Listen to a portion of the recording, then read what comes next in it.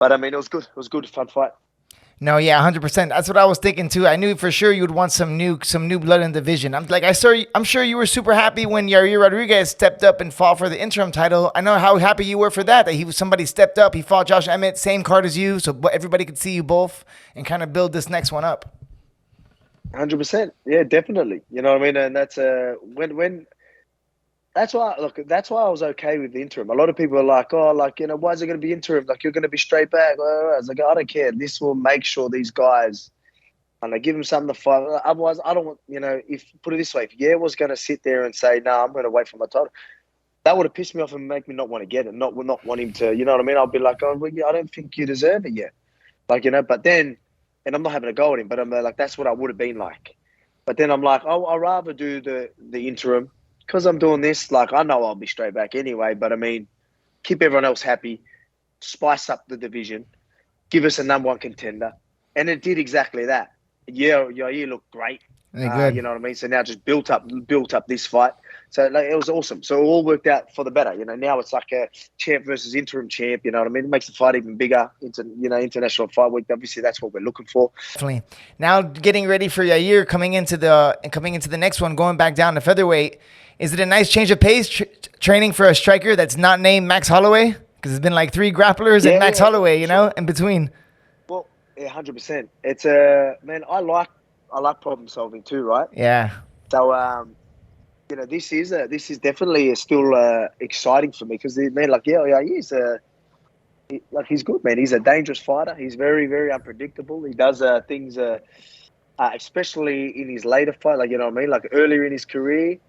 There was certain things that you could notice a bit more, like, and then his later, it's definitely different. So it's without giving too much away, obviously, but it's exciting. So it's it's making me have to think a little bit differently and bring in still game plan like how I did with Makachev. Bring certain guys in to focus on certain things and so I can get a good feel, a good understanding, be comfortable. Just little things like that. It's cool. So I've actually got Carl Van Roon in at the moment. I saw that. Yeah. Yeah. So like just so it's unreal. Just getting one of the best Taekwondo expert in the world. You know what I mean? Who's a lot taller, and heavier, and then having this guy throw some crazy things at you. Like, you know what I mean? If you want to learn how to swim in the deep end, that's how you do it. Just throw yourself in shit like that. Yeah, and he's a lot. Yeah, he's like he's gonna give you the same looks, just a lot bigger. And people don't know, right? I know you always say this in interviews, but you always got to remind people, like, bro, Volk doesn't train with people in his weight class, not even really lightweights. Volk usually need the welterweights and above for you to be able to put the pace you want to put and let your hands go. Oh, like I'm always gonna have bigger guys definitely for that. Like, it's good. Like, my main training partners are gonna be like your like, I've got featherweights and that. Like, even Colby. Colby's probably my main training partner. He's he fights featherweight, but I think he's more bantamweight. He'll be one of my main training partners. Colby Thickness, like, you know what I mean. Like, so he's one of the main bodies. But again, like, when we're doing sparring and bringing people in, like, obviously you're bringing your Craig Joneses, you're bringing your Frank Hickmans, your Carl. Really, you're going to bring some. Usually my if you're allocating training partners. Like, they're usually going to be a bit bigger. But, I mean, all year round, you need to train with the little guys anyway as well. Like, I mean, you need to train with guys that know your game as well. Because they give me a lot of problems, right? So, like, because people are going to try and figure me out, right?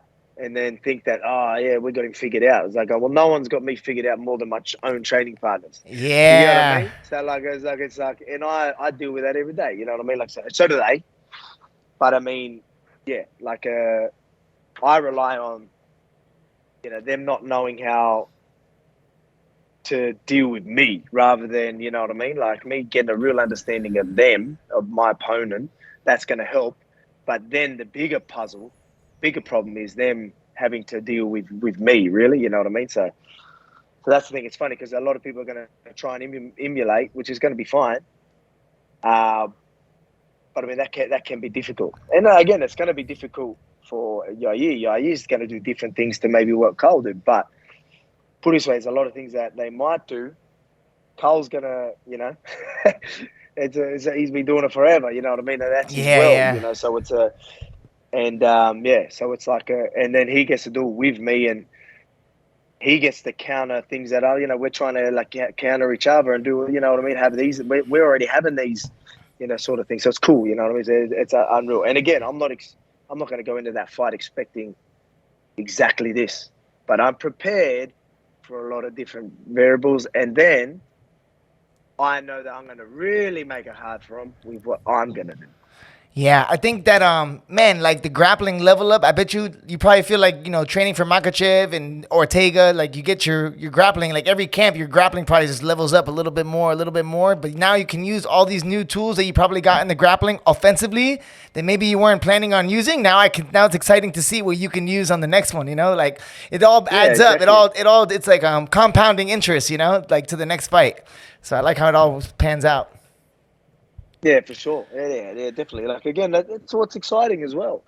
Because you talk about being well-rounded. People talk about being well-rounded and things like that. And then you've got to use the right tools for the right job. You know what I mean? And you never know. Again, like I will think that I'm going to have to use these tools and this and that and do this. It might change a little bit in the fight. You know what I mean? But I mean, I'm willing to take the whole tool set in that octagon. You know what I mean? I might expect to prepare.